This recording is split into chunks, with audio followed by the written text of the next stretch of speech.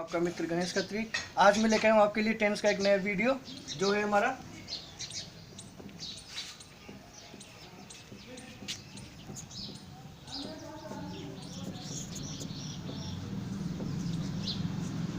Simple present tense. Hindi में इसका meaning होता है सामान्य वर्तमान काल। जैसा कि नाम से प्रतीत होता है सामान्य वर्तमान काल, मतलब डेली में जो भी घटनाएं होती हैं, हम डेली में जो भी हम काम करते हैं, किस में आता है? हमारे सामान्य वर्तमान काल में। हिंदी में इसकी पहचान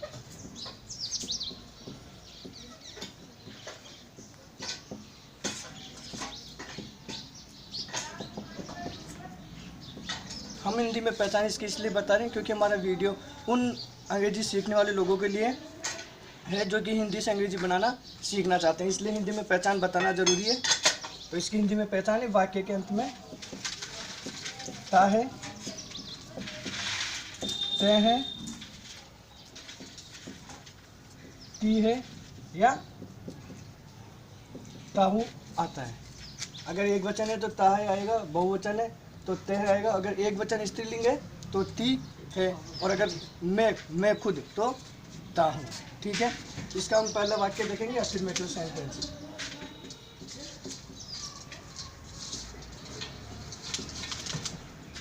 अफर्मेटिव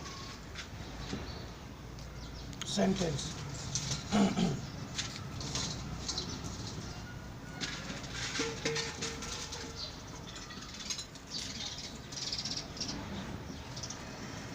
सकारात्मक वाक्य। सकारात्मक वाक्य वो होते हैं जो एक सामान्य तौर पे कहे जाते हैं, जैसे मैं खाता हूँ पीता, इसमें नहीं का प्रयोग नहीं आएगा, कहीं भी नकारात्मक ध्वनि हमको सुनाई नहीं पड़ेगी। एग्जाम्पल के लिए मैं आपको बता दूँ एक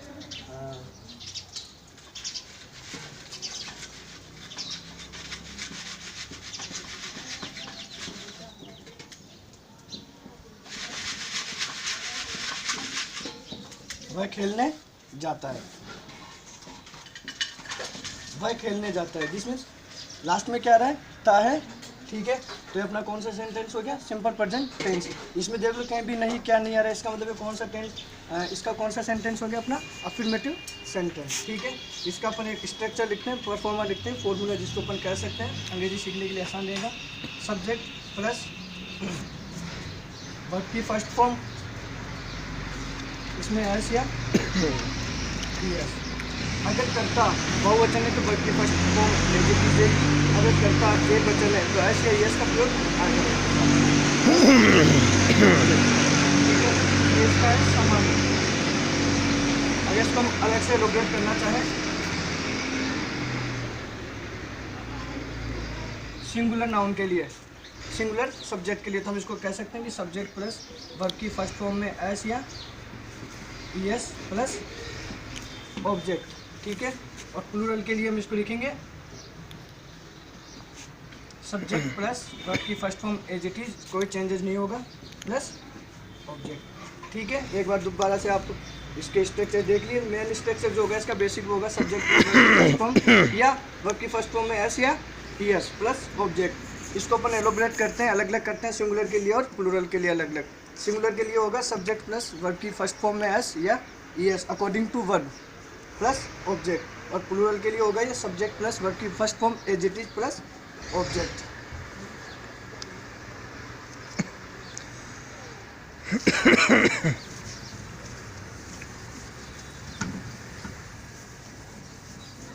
अब हम इससे रिलेटेड उदाहरण देखेंगे, अंग्रेजी बनाएंगे।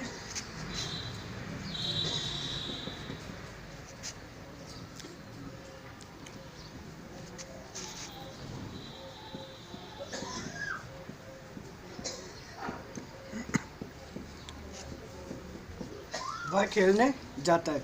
यहाँ देखिए करता क्या है हमारा? एक वचन। वह जो काम कर रहा है वो क्या कर रहा है? खेलने का काम कर रहा है। और क्या कर रहा है उसके अलावा? जाता है, खेलने जाता है। उसका मेन कार्य क्या है? ये जाना। क्या करने के लिए जा रहा है वो? खेलने के लिए। तो ये इसका सब्जेक्ट हो जाएगा, जाता है, ये इसकी वर्ब हो जाएगी, और ये इसका क्या हो जाएगा? खेलना, ऑब्जेक्ट। यहाँ कंफ्यूज होने की ज़रूरत नहीं है कि कई लोग बाग सोचे कि नहीं खेलना वर्ब हो गया, फिर नहीं। मेन यहाँ जो मेन वर्ब है वो होगी जिसके लास्ट में ता है, ती है, ते है आएगा। ठीक है, स्टार्ट करते हैं। सब्जेक्ट वह, तो ही क्या करता है, वो जाता है। ठीक है, जाने की अंग्रेजी में स्पेलिंग होती है गो। ठीक है, जैसा कि मैंने बताया था कि अगर करता एक वचन हो तो वर्ब की फर्स्ट फॉर्म में एस या ई एस आएगा। यहाँ वर्ब गो है, गो के जो लास्ट का वर्ड है वो ओ है। जहाँ पे ओ आ जाए वर्ब के लास्ट में तो वहाँ पे ई एस का प्रयोग हमको करना है। ये मैं आपको विस्तार से बताऊँगी जब हम वर्ब वाला अपना चैप्टर पढ़ेंगे। ठीक है, ही गोज कहाँ जाता है, वो खेलने। He goes to play. ठीक है, दोबारा से देख लीजिए, वह खेलने जाता है, तो ही गोज टू प्ले। अब इसमें आप डेली रूटीन में बोलना चाहो कि साहब मैं खेलने जाता हूँ, मैं दौड़ने जाता हूँ, तो लिख सकते हो कि आई गो, अगर मैं हूँ तो I go to play cricket, I go to play football, etcetera, जो भी आप बोलना चाहो।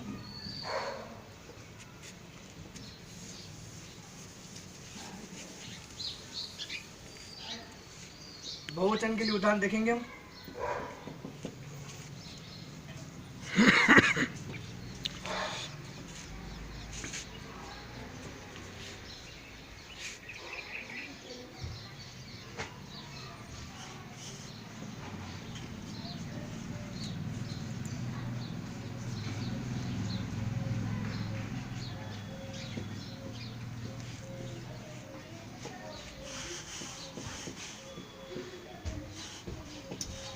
वे हमेशा जल्दी जागते हैं। वे मतलब बहुवचन आ गया यहाँ पे। ठीक है, जैसे कि मैंने बताया था बहुवचन आ जाए तो हमको क्या करना है, दे, वो क्या कर रहे हैं, जागने का, मतलब जागने के वर्ब होती है वेकअप। मैंने कहा था बहुवचन होता है, ऐसे एस का हमको प्रयोग करते ही नहीं करना, ये चीज़ ध्यान देनी होगी। बहुवचन के साथ ऐसे एस का प्रयोग नहीं करना होता है। तो दे वेकअप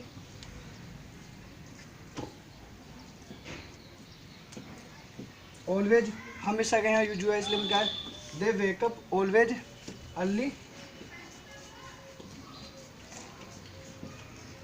इन दी मॉर्निंग। ठीक है, दोबारा से देख लीजिए, they wake up always early in the morning. यहाँ ध्यान देने योग्य वाली बात है कि ऑलवेज, जहाँ पे भी ऑलवेज आ जाए, सेल्डम आ जाए, या हार्डली आ जाए, हार्डली आ जाए, स्केर्सली आ जाए, वहाँ पे हम नॉर्मली कौन से टेंस का प्रयोग करते हैं, सिंपल प्रेजेंट टेंस का। ये कंपटीशन पेपर में बहुत बार पूछा गया है, तो इस चीज़ का हमेशा ध्यान रखिएगा आप। जहाँ पे ऑलवेज आ जाए और कार्य वर्तमान में हो रहा तो हम कौन से टेंस का प्रयोग करेंगे, सिंपल प्रेजेंट टेंस। ओके,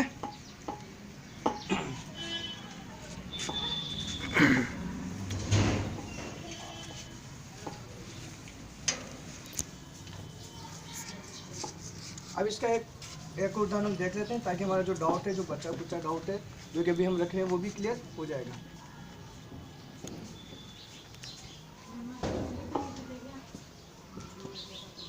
मैं खाना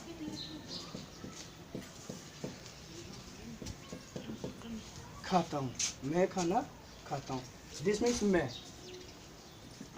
आई। अब यहाँ पे किस फॉर्म का प्रयोग करेंगे, एक वचन वाली या बहुवचन वाली। मैं आपको बता दूँ, आई हमेशा एज ए प्लूरल वर्ब ही और प्लूरल नाउन ही काउंट होता है। दिस मीन्स आई ईट, ऐसे ऐसे नहीं लगाएंगे। जैसे मैंने कहा था कि अगर कर्ता बहुवचन हो तो वर्ब की first form as it is I eat food. Okay, ये था हमारा अफर्मेटिव सेंटेंस जो कि सकारात्मक होता है। इसमें किसी प्रकार का नहीं का प्रयोग नहीं होगा, एकदम सिंपल सेंटेंस लिखना है हमको कि मैं खाना खाता हूँ, आई ईट फूड। वह दौड़ने जाता है, ये गो टू रन, रनिंग। ठीक है, इन चीज़ों का ध्यान रखिएगा, डेली यूजेज में आने वाले वाक्य हैं और बहुत ज़्यादा काम आते हैं हम लोगों को।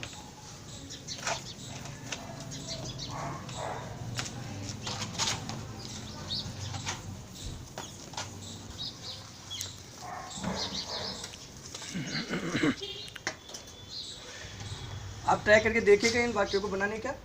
ठीक है जी, दूसरा हम देते हैं इसका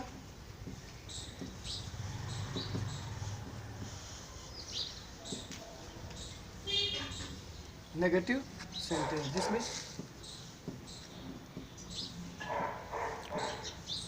नकारात्मक वाक्य। यहाँ ध्यान से देख लीजिए, नकारात्मक वाक्य मतलब इसमें हिंदी के वाक्य में क्या होगा, ताहे तेहे तिहे तो आएगा आएगा, लेकिन बीच में नहीं का प्रयोग होगा। ठीक है, मतलब वाक्य का अर्थ चेंज हो जाएगा, नकारात्मक भावना उसमें आएगी। इसका परफॉर्मेंस क्या होगा, इसका स्ट्रक्चर क्या होगा, सब्जेक्ट प्लस डू या does plus not plus verb की फर्स्ट फॉर्म प्लस ऑब्जेक्ट। ठीक है, इसको मैं और एलोबरेट करना चाहूँगा यहाँ पे इस फॉर्मूले को। इसको हम लिखते हैं सिमिलर के लिए। सिमिलर मतलब एक वचन, यहाँ कंफ्यूजन की जरूरत नहीं, मैं हिंदी में लिख देता हूँ। अगर करता एक वचन होता है तो हम क्या करते हैं, subject plus does plus not plus verb की फर्स्ट फॉर्म प्लस ऑब्जेक्ट। ठीक है, करता एक वचन हो तो subject plus does not plus verb की फर्स्ट फॉर्म प्लस ऑब्जेक्ट। और ये करता अगर प्लूरल हो तो अपना subject plus do plus not plus verb की फर्स्ट फॉर्म प्लस ऑब्जेक्ट। ये ध्यान देने वाली बात है यहाँ पे। हमारा जब अफर्मेटिव सेंटेंस हमने पढ़ा था सकारात्मक वाक्य, तो हमारे पास किसी प्रकार की कोई हेल्पिंग वर्ब नहीं थी। But in case of negative sentence we use do not or does not according to subject. If subject is singular then we use does not. If subject is plural we use do not. Okay, now we start with example. एक बार देख लीजिए अच्छे से, इस structure को देख लीजिए एक बार। ठीक है,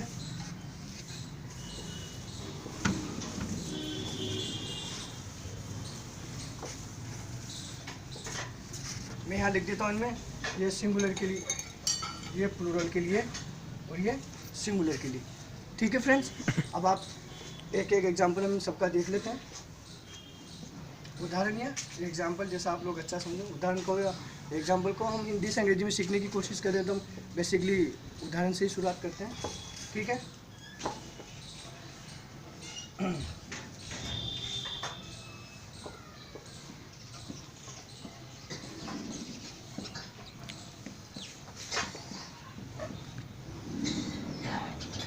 हमने लिखा है यहाँ पे वह जयपुर नहीं जाती है। यहाँ पे क्या है, ताहती है। ठीक है, दिस मीन्स जो अपना सब्जेक्ट वो क्या है, फीमेल है। दिस मीन्स यहाँ पे यूज करेंगे सी। ठीक है, बीच में हमारे आ गया नहीं, जिसमें कौन सा सेंटेंस हो गया अपने नेगेटिव सेंटेंस। और इसका स्ट्रक्चर हमने देखा था, हमको यूज क्या करना होता है, subject plus do does plus not plus verb की फर्स्ट फॉर्म प्लस ऑब्जेक्ट। अभी हमारे सब्जेक्ट जो है सिंगुलर, दिस मीन्स हम यूज करेंगे subject plus does plus not. ठीक है, ये हो गया हमारा इतना स्ट्रक्चर। अब हमें यूज करना है वर्ब की फर्स्ट फॉर्म। यहाँ पे वर्ब की फर्स्ट फॉर्म में ऐसे एस लगाने की जरूरत नहीं होती है, जैसा मैंने आपको पहले बताया था। तो सी डज नॉट क्या काम कर रही है वो जानेगा। तो गो कहाँ, जयपुर, तो टू। ठीक है, क्लियर है। एक बार फिर से एग्जांपल देख लेते हैं, वह जयपुर नहीं जाती है। ठीक है, यहाँ जो सब्जेक्ट है वो फीमेल है, तो सी डज नॉट सिंगुलर है इसलिए डज नॉट का प्रयोग किया है। वर्ब की first form as it is रहेगी, जैसा कि मैंने आपको बताया था, टू जयपुर। टू जयपुर हमारा ऑब्जेक्ट है। ओके, नाउ हमारा सेकंड एग्जांपल,